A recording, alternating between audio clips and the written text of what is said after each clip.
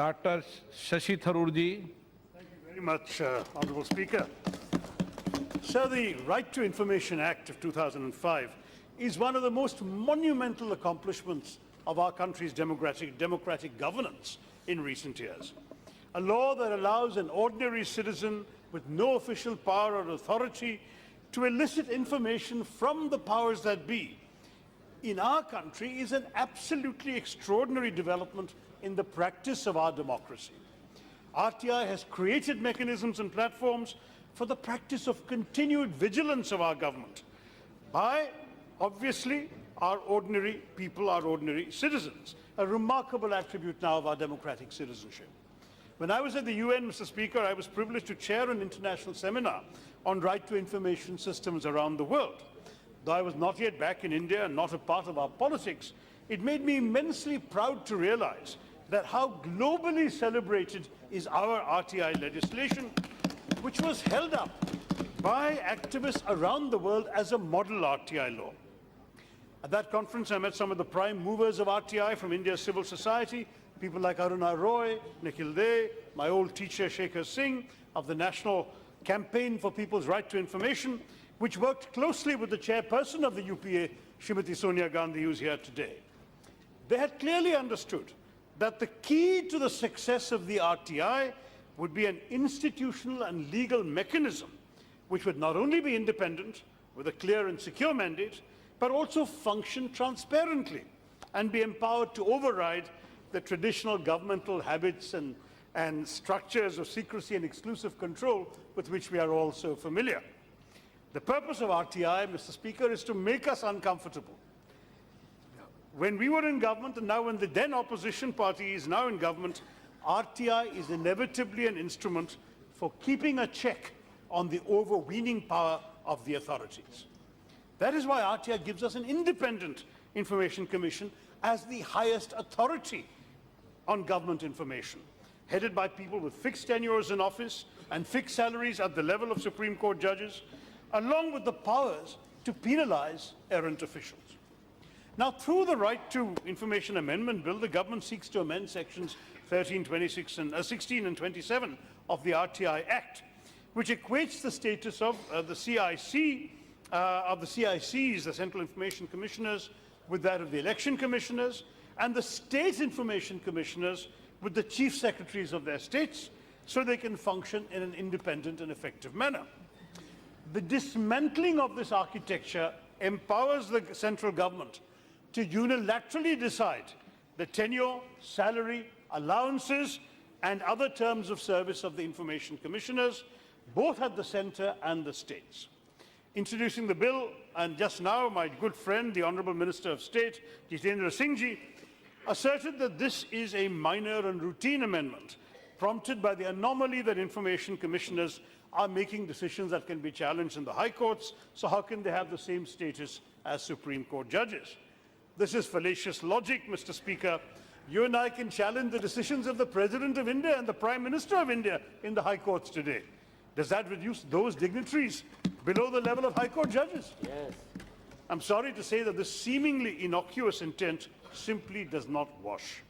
In fact, I worry that far from being a simple technical change, this RTI amendment is a deliberate attempt to weaken the RTI framework and to undermine the RTI altogether. My suspicions are aroused, Mr. Speaker, because in the last 5 years, this government has hollowed out the effectiveness of the RTI by leaving so many positions of state and information commissioners and staff vacant that RTI applications are inordinately delayed, with the backlog mounting daily. Since 2014, no appointments to the CIC have been made unless the matter was agitated in the courts. In 2018, sir, last year, the CIC had to function with just 3 out of 11 commissioners. 3, until the Supreme Court passed such severe strictures that the government was forced to make some more appointments. But despite that, today, currently 4 posts of information commissioners are still lying vacant in the CIC. Meanwhile, nearly 32,000 RTI cases are pending, of which more than 9,000 are pending for more than 1 year. This amendment is therefore, if anything, part of a pattern of a sustained effort by this government to render the RTI, like the Human Rights Commission, a toothless tiger. Now, the basic truth, Mr. Speaker, is that RTI has resulted in a fundamental shift. That's what's made the government uncomfortable. It empowers the citizens' access to power and decision-making. That's why 60 lakh Indian citizens have availed of the right to obtain information from the government at local, state and central levels. Obviously, this makes RTI a challenge to vested interests at all levels of government because it threatens arbitrariness, misuse of privilege and corruption. They have obtained information from such diverse institutions of governance as the village ration shop, the Reserve Bank of India and the Prime Minister's office. They have raised questions of the Defence Ministry on demonetisation, on electoral bonds, on unemployment figures and even on the appointment of the election commissioners and the non-appointment of the Lokpal. This wide-ranging information related to decision-making has actually, for the most part, been given to them, despite some serious resistance by officials and government, because of the independence and high status of the Information Commission. This is what the government is trying to amend. What is at stake here? How important is the seemingly routine matter? Using RTI has not been devoid of risk, Mr. Speaker. More than 80 RTI users have been murdered because of their courage and their determination to persist in using the RTI to challenge officials who wish to keep certain matters secret. It is widely accepted around the world that one of the most important structural elements of any independent oversight institution, such as in our case the CBC, the Election Commission, the Lokpal, the CIC, is a basic guarantee of tenure and a fixed salary. There is a strong nexus between the independence of an institution and the fixity of tenure and stable income of those who are appointed to it. The Supreme Court of India agrees, sir. In Union of India versus R. Gandhi, President Madras Bar Association, the Supreme Court has recognized fixed tenures and stable salaries as essential aspects of institutional independence. Now, under the Act, the Information Commissioners are appointed for 5 years, subject to an age limit of 65. It was on the recommendation of the Parliamentary Standing Committee that the Information Commissioners and the CIC were made on a par with the Election Commissioners and the CEC, respectively, for tenure and emoluments. All this will now go through this amendment. The government can hire and fire the Information Commissioners as they like, pay them what they choose, and this will inevitably vitiate the independence of the Information Commissioners.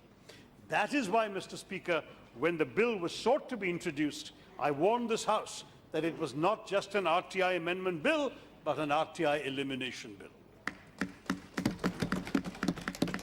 Now, the Minister claims that a statutory body cannot enjoy the same salary as a constitutional body. Not true, sir. For instance, this government notified the Tribunal, Appellate Tribunal and other authorities' rules of 2017. As per these rules, the chairpersons of tribunals get a salary of 2.5 lakhs, whereas the salary of a Supreme Court judge, as per Section 12A of the Supreme Court Judges Act 1958, is also 2.5 lakhs. So this government itself has equated the salaries of a statutory body with that of a constitutional body. So why not continue for the CIC? There is another problem, Mr. Speaker. Apart from Section 13, which deals with the terms and conditions for the Central Information Commission, in amending Section 16, the central government will also control, through rules, the terms and conditions of appointment of information commissioners in the states. This is an assault on the basic structure of federalism. I'm sure my colleagues in the DMK will have a few words to say about this. The government says it is committed to cooperative federalism, but it rides roughshods over the rights of the states when it sees its own self-interest at stake. The irony, sir, is that the RTI Act was only passed in 2005 after thorough examination by a parliamentary standing committee. So thorough that the law was passed unanimously in both houses. Contrary to the claim of my good friend, the Honourable Minister, that the RTI Act was clumsily, hastily drafted, the issue of the status to be accorded to information commissioners in order to insulate them from government pressure was extensively discussed during the formulation of the law before it was unanimously passed. The Standing Committee affirmed explicitly in its third report, sir, and I quote, its determination to ensure that it functions with the utmost independence and autonomy, hence this status. And now you are seeking to amend it when you have not even constituted the parliamentary standing committees. So there can be no scrutiny of the need for this amendment and its implications. This is not minimum government, maximum governance, sir. It's opposite. It is also political cynicism of the highest order. So the manner in which the amendments are being pushed through without any public consultation, either by a standing committee or with interested citizens, demonstrates this government's desperation to pass the amendments without even proper parliamentary scrutiny. According to the mandatory pre-legislative consultative policy of the government enshrined in 2014, draft bills are to be publicized by the government and public calls for comments have to be issued. Previous governments of both the UPA and the NDA put on the website proposed amendments to the RTI rules for further deliberation by the public. But this bill was brought to the Lok Sabha without any public debate on its contents. The text of the bill was publicly known only on July 18th, a day prior to its introduction, when it was circulated to us, the Lok Sabha MPs.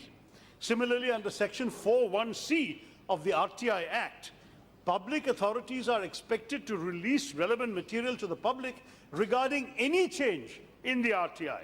This rule was not followed by the government in the formulation of the bill, and therefore the government's action violates the RTI Act itself, sir.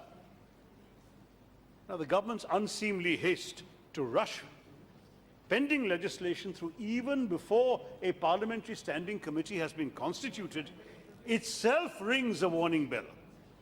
Why does the government not want detailed clause-by-clause deliberations on the bill? Why does it not want a chance for citizens to present their views on it? Are they afraid that true intentions will be exposed in the process? And there is finally, sir, a very serious matter I'm constrained to bring to your attention, Mr. Speaker.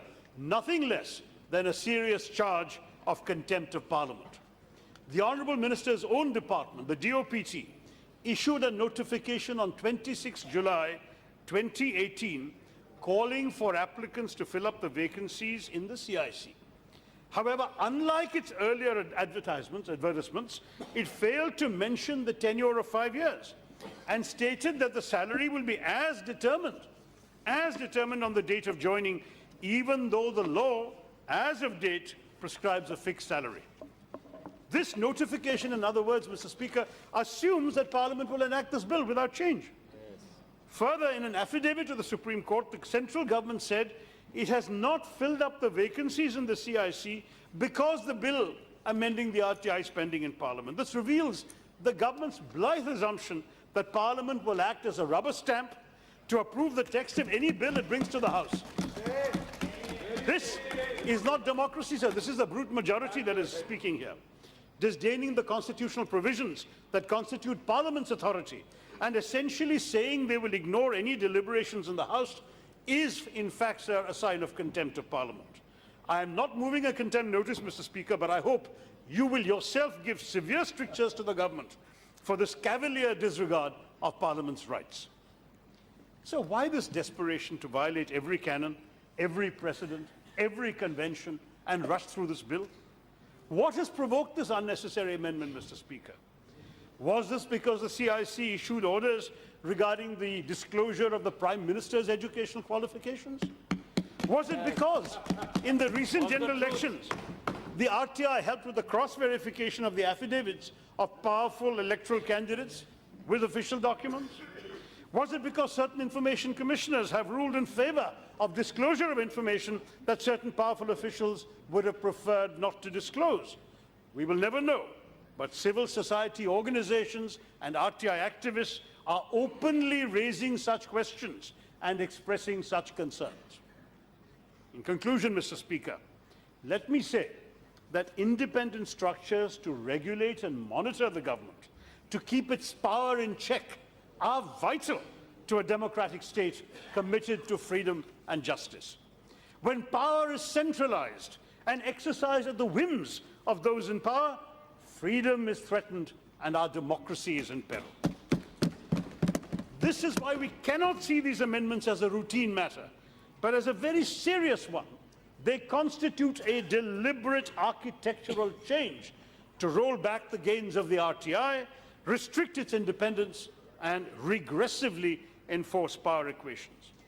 The Commission, which under the law of 2005 had status, independence and authority, will now function like a department of the central government and be subject to the same hierarchy as the government departments and same demands for obedience of the Prime Minister's office. I urge the government not to assume they will be in power forever. One day they will find themselves on this side of the House, and they will regret that they have destroyed the autonomy and independence of the RTI. This amendment bill violates the constitutional principles of freedom, of federalism, undermines the independence of the Information Commissioners, and severely dilutes the provisions of the RTI Act 2005. Given that there has been no public consultation on it, the RTI Amendment Bill should be withdrawn and referred to a Parliamentary Standing Committee, and the committee should be constituted without further delay.